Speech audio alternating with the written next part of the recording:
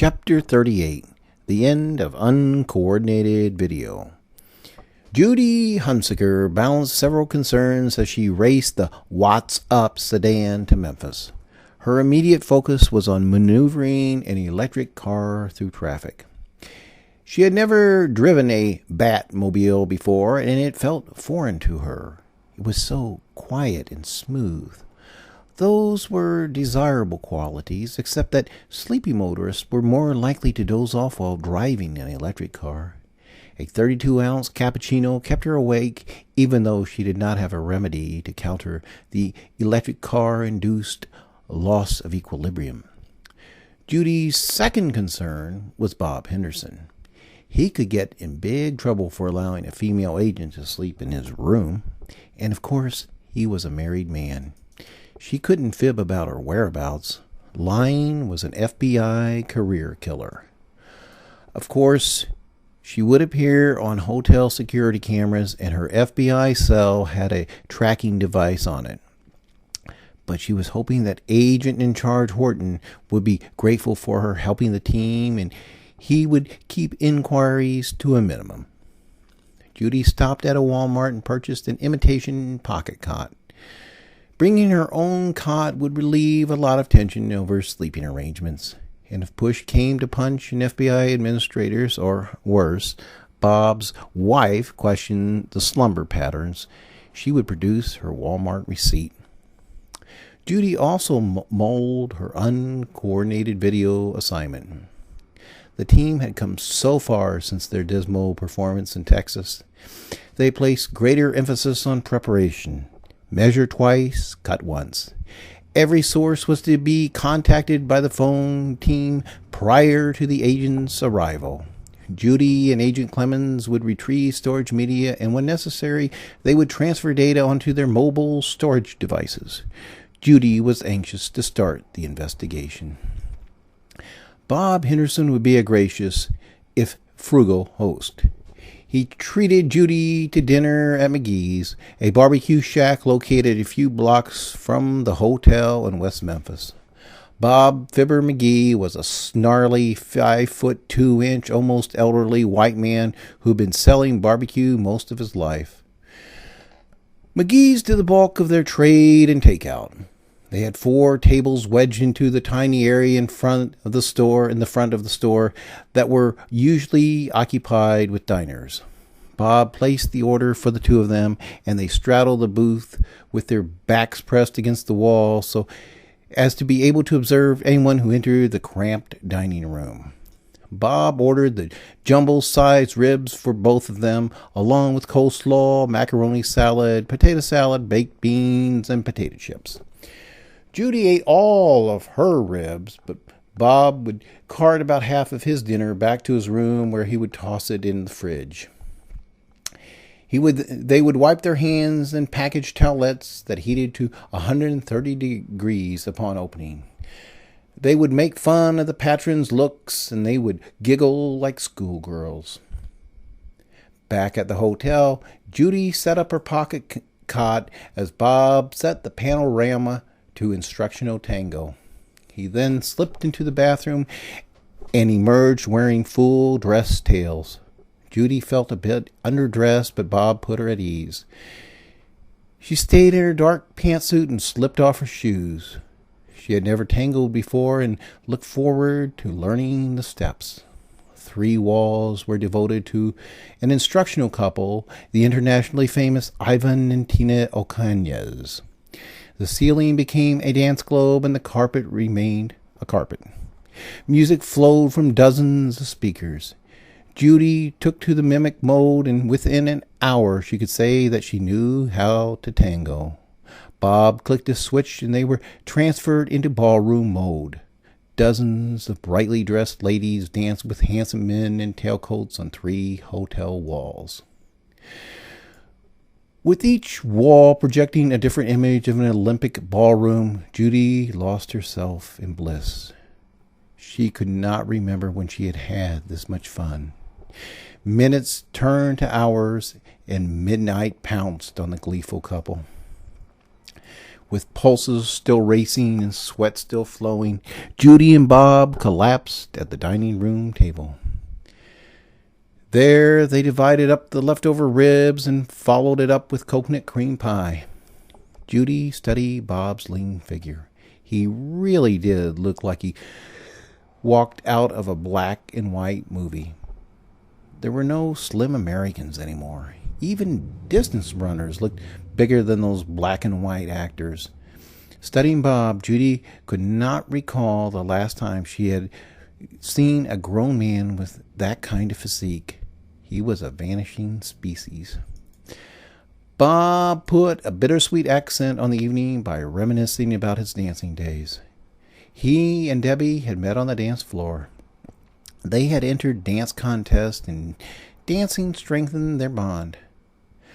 Then the girls were born, and the wine flowed, and Debbie lost interest in everything except white wine and TV. There was still a glimmer in his eye when Bob discussed his wife. There was sorrow and anger in his voice. Judy showered, and Bob dimmed the lights and put a moonlight beach on the panorama.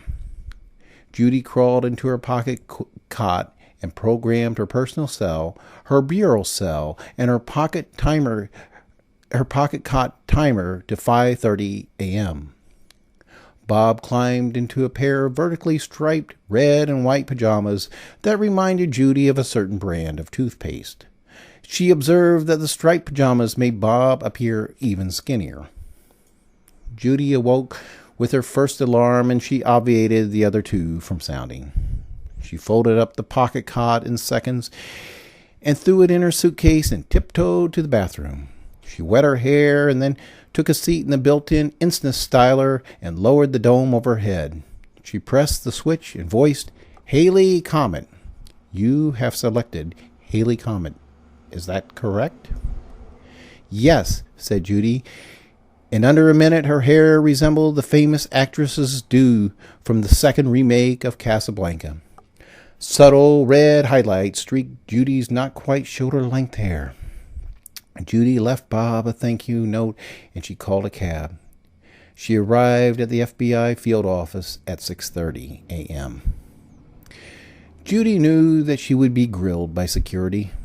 No out-of-town agent arrived this early, especially on a Saturday morning, and they never brought along a suitcase.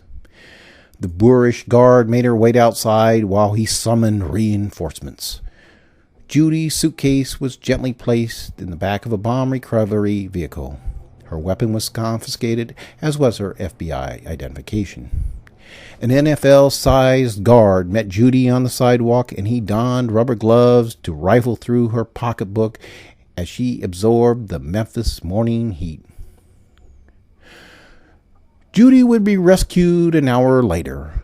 Two members of the Uncoordinated video team arrived on the scene. At about the same time, Agent in Charge Horton returned the security personnel's call. Agent Allen would roll Judy's suitcase 2 blocks away where he and Agent Tompkins had parked minutes ago. And soon she was upstairs chatting with Tompkins and Allen. They were both anxious to tell Judy about the antics of the irascible motel proprietor, who grew even more belligerent after Judy left. They were also happy to announce that downtown hotels had reopened and the team had secured rooms just blocks from the field office. The locals efficiently issued new office badges and oriented their guests to their workstations. The rest of the team joined the early arrivals, and everyone was treated to breakfast retorts that tasted better than restaurant food. Sausage and grits and French toast and biscuits and gravy, all washed down with GAO coffee. Judy met up with Bob Clemens, and they sat through a series of brief meetings together. Both agents made good use of the office plumbing, and they were on the road by noon. Judy would recoil when Agent Clemens met her at the curb in a green car. Green cars were purported to be environmentally friendly, and true to their product placement, green cars were sold in 6 tiles of greenish floral prints. This model was labeled Rainforest, and the silly arrangement of varied green leaves gave it the appearance of a dollar store shower curtain. A presidential order mandated that all GAO vehicles would be environmentally friendly, and all leases from private dealers would meet said requirements. Federal law enforcement usually received a waiver from the order, but for whatever reason, Agent Hunnsicker would spend her day in a cramped electric car without benefit of a gas engine to partially drown out Agent Clemens' verbiage. And Agent Clemens would pile on the verbiage. He did not subscribe to the notion that CO2 emissions would cause a new ice age, and he would remind Judy that the electricity they now use was probably generated in a coal-burning power plant. And he would retell the story of his cousin, who was found at fault in what should have been a minor traffic accident, but became vehicular homicide because the hippie car did not provide sufficient protection to the passengers, and an old lady died. Agent Clemens' cousin was unable to further practice law, and it caused a terrible burden for his wife and 7 children. The team had called ahead to locate business establishments whose cameras scanned Interstate 55. And for this particular mission, there was no need to procure images if they did not contain the white truck in question. The first business that qualified was located less than a mile inside of Mississippi.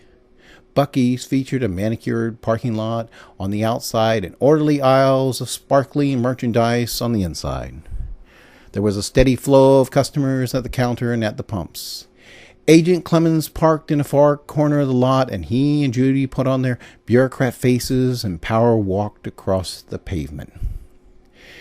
The agents waited their turn in the checkout line and then showed their badges to the droopy-eyed, middle-aged white man. "You want to see Mr. John," the smallish man replied. With that, he pressed a button and spoke into a microphone. "Mr. John, some more government men are here." Agent Clemens and Hunnsicker looked at each other with slight frowns and then looked away. In front of an unauthorized personnel area, emerged a tall, corpulent white man dressed in the same Bucky's uniform the counter guy wore.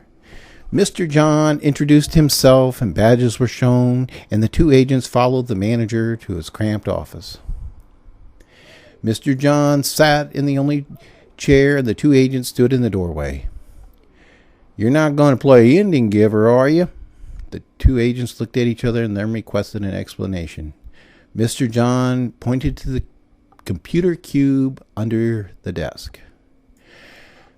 Agent Clemens requested a closer look, and Mr. John shrugged and lumbered out of his chair and squeezed past the agents into a narrow hall so as to allow Clemens to enter the office. Agent Clemens requested a flashlight, and Mr. John instructed him as to which drawer to look in. Removing the yellow bright star, Agent Clemens shone the beam on the white enclosure. He studied it for a minute and then said to Judy, "You have got to see this." Judy joined Agent Clemens on the floor, and she followed the beam as Clemens studied it first on one warning, then another. U.S. government property was pasted on the 5 exposed sides of the cube in bold red lettering. "It is a federal crime to unplug or remove this computer," appeared on 5 sides of the cube in blue lettering. "Breaking this computer's seal or opening its contents is a federal crime punishable by not more than 5 years imprisonment and a fine not to exceed $25,000. "How long have you had this system?" Agent Clemens inquired. "Since yesterday. Your friends installed the new system." "What did you use prior to that?" "Oh, they took that one." Agent Clemens' jaw dropped. "Took it where?" "Wherever they take computers. I don't know." Clemens asked a few more questions that Mr. John could not answer. Trying hard to assist his guest, Mr. John eased into the cramped office and removed a card from the cork board on the wall above the desk. It was these fellows. Clemens studied the card and then handed it to Judy. "You want to call HQ about this?" he asked in a politely egalitarian tone. Judy took the card and ambled through the store and out the building, across the blistering parking lot to the homely green car. There, she sat in the driver's seat and ran the AC as she called the office on her cell. "Is anyone familiar with the Office of Data Protection?" Judy was told that other members of the UV team had run into OODP's computers this morning. No one in the field office had heard of OODP, but they suspected it was a division of Homeland Security. The office reminded Judy to chat with store personnel until there was official confirmation or denial of OODP's existence. Judy darted back to the store and briefed Agent Clemens in the narrow hallway. Agent Clemens replied that Mr. John could not be happier with his new toy. It came with free internet access, the ultimate free game package, a public domain video access, and a host of features he was still exploring.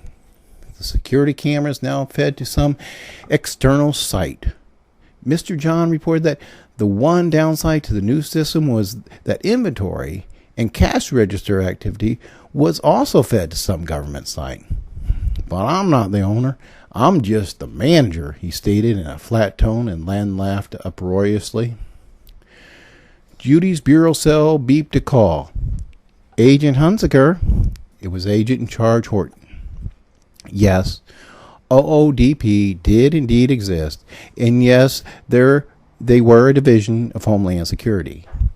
Agent in Charge Horton instructed the agents to leave the computers they found it and to proceed to the next site.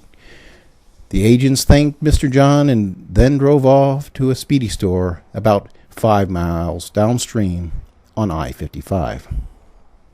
Speedy store had received an identical computer.